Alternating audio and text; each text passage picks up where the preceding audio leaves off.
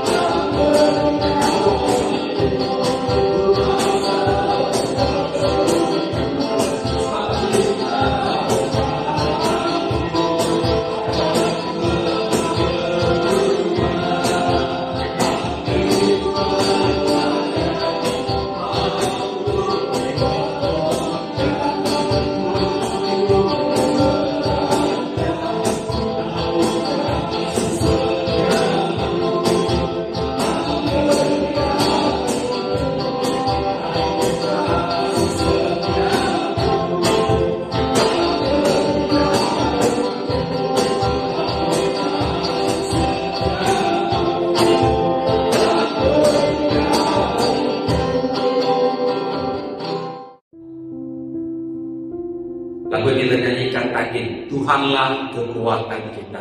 Sungguh benar, Tuhan adalah kekuatan hidup kita. Kita akan merenung bersama Yesaya 40 ayat 27 hingga 31. Yesaya 40 ayat 27 hingga 31. Mengapakah engkau berkata begini, wahai Yakub, dan berbicara begini, wahai Israel? Jalan hidupku tersembunyi daripada Tuhan, dan hakku dijauhkan Allahku. Tidakkah kau tahu? Tidakkah kau dengar? Tuhan ialah Allah yang kekal, yang menciptakan ujung-ujung bumi. Dia tidak akan menjadi letih ataupun penat. Pengertiannya tiada habisnya. Dia memberikan kekuatan kepada yang letih dan menambah tenaga kepada mereka yang tidak berdaya. Orang muda menjadi letih dan penat, para teruna jatuh tersandung. Tetapi mereka yang menanti-nantikan Tuhan akan mendapat kekuatan baru. Mereka akan terbang tinggi dengan sayap seperti burung raja wali. Mereka akan berlari dan tidak menjadi penat. Mereka akan berjalan dan tidak menjadi lesu. Saudara-saudari, ketika menghadapi beban hidup yang berat, takut karena kita merasa tidak kuat, tidak mampu mengharungi pergumulan. Malah kadang-kadang bayangan-bayangan bahwa perkara buruk akan berlaku boleh muncul di dalam diri kita. Dan kalau kita mendalami sekalipun, kita mungkin akan pernah bersangka buruk tentang Tuhan, yaitu kita menganggap Tuhan tidak adil, Tuhan tidak tahu, Tuhan tidak melihat, ataupun Tuhan tidak peduli dengan kehidupan kita. Nah, firman Tuhan pada pagi ini ingin menguatkan kita supaya kita lebih mengenali Tuhan, supaya apabila beban hidup terasa terlalu berat, kita tahu bertindak dengan cara yang betul sebagai orang yang percaya kepada Tuhan. Nah, dalam petikan ini yang sudah kita baca bersama, firman Tuhan menyapa orang Israel di tengah-tengah penderitaan dalam pembuangan. Dan pada permulaan 4:40, firman Tuhan berkata, hiburkanlah umatku. Nah, ini menunjukkan bahwa keselamatan Tuhan akan datang.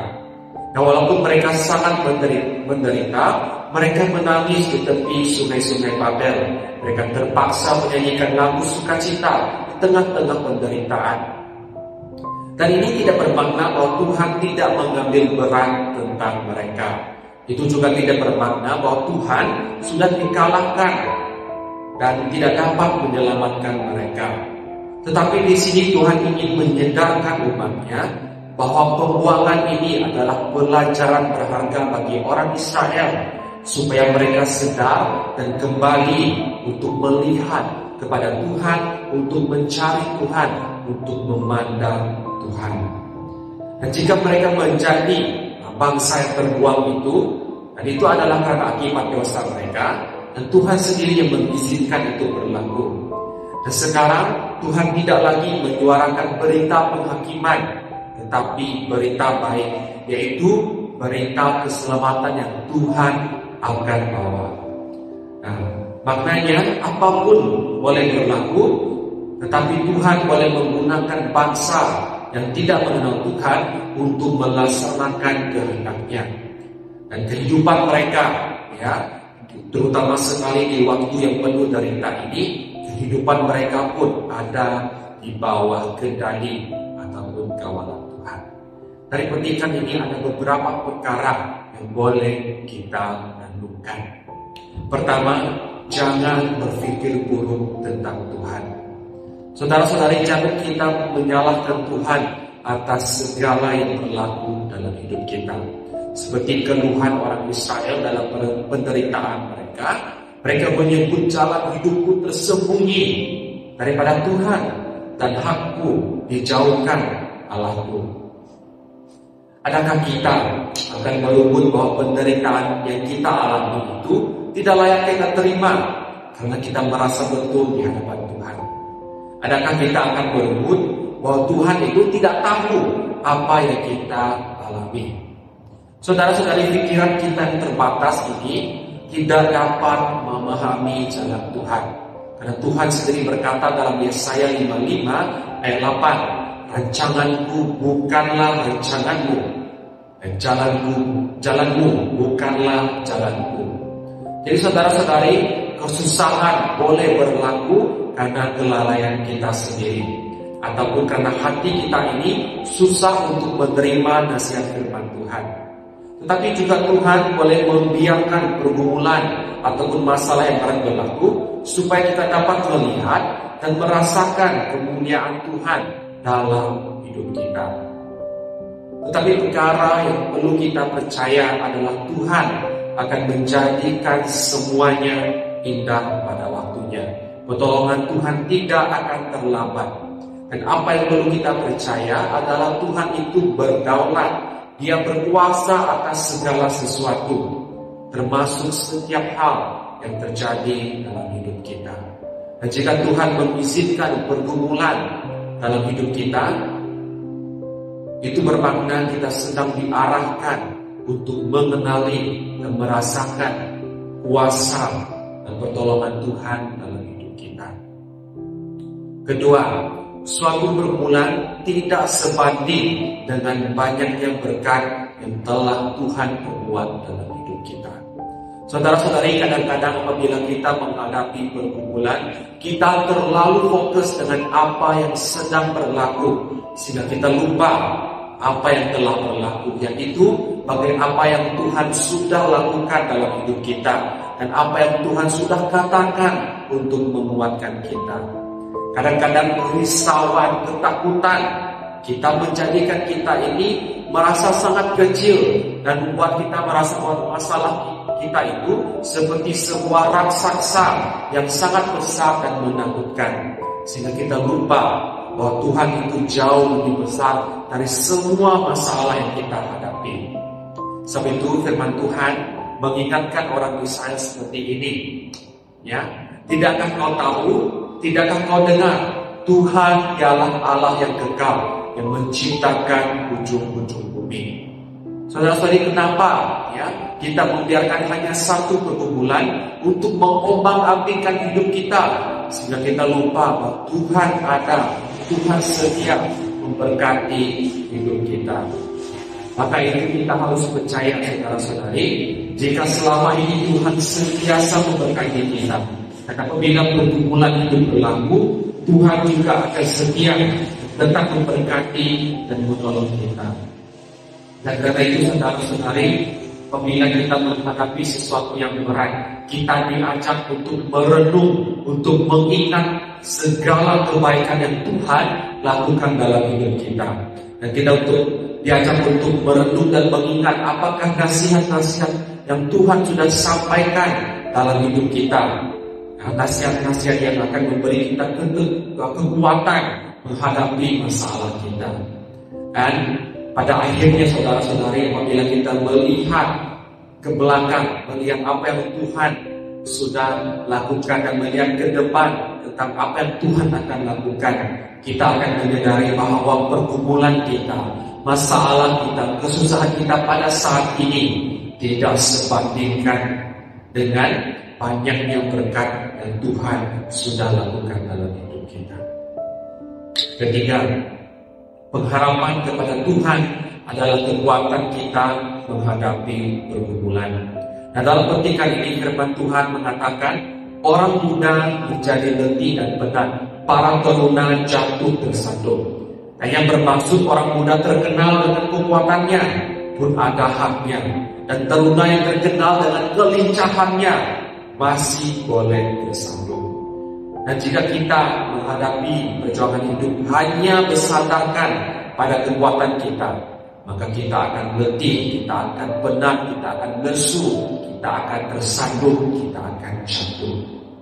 Saudara-saudari, tidak semua benda boleh dibeli ya dengan uang ringgit, jawatan, tak semua boleh dihadapi dengan bersandarkan pada pikiran dan kebolehan kita. Uang yang kita ada tidak akan menjamin hidup kita bebas daripada masalah. Uang yang kita ada tidak akan menjamin bahwa masalah yang kita hadapi akan diselesaikan. Begitu juga pengetahuan kita, kekuatan kita, ada haknya, tidak selama-lamanya dapat membantu kita. Nah, sama seperti orang Israel dalam ruangan, mereka merasa mereka tidak mempunyai apa-apa harapan untuk dibebaskan dari pergumulan hidup dalam pembuangan. Tetapi firman Tuhan berkata sebaliknya, karena Tuhan mengawal, mengendali dan menguasai seluruh keadaan, dan mereka mendapat harapan untuk dilepaskan dari pergumulan hidup mereka. Dan harapan untuk dilepaskan ini terletaknya pada Tuhan, bukan terletaknya kepada perancangan ataupun kekuatan ataupun kebolehan mereka. Maka kita melihat dalam ayat 21 tadi, ya, firman Tuhan berkata seperti ini, tetapi mereka yang menanti-nantikan Tuhan akan mendapat kekuatan baru. Mereka akan terbang tinggi dengan sayap seperti burung raja wali. Mereka akan berlari dan tidak menjadi penat. Mereka akan berjalan dan tidak menjadi lesu. Saudara-saudari, pengharapan kita pada pertolongan Tuhan tidak akan sia-sia. Tuhan yang akan menguatkan kita untuk menghadapi pergumulan hidup kita, dan Tuhan juga akan melepaskan kita daripada pelbagai pergumulan hidup. Saudara-saudari, orang yang menantikan Tuhan bermaksud orang yang sentiasa berharap kepada Tuhan agar dapat menjalani musim-musim kehidupannya. Karena kita tahu, saudara-saudari, di sebalik semua yang kita alami ada kebaikan, ada berkat, ada kemuliaan yang Tuhan sudah rancangkan bagi hidup kita.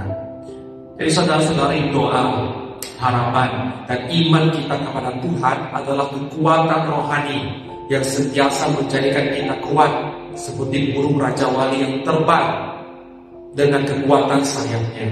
Kita sentiasa dikuatkan bahwa di setiap badai dan di sebalik badai sentiasa ada pelangi.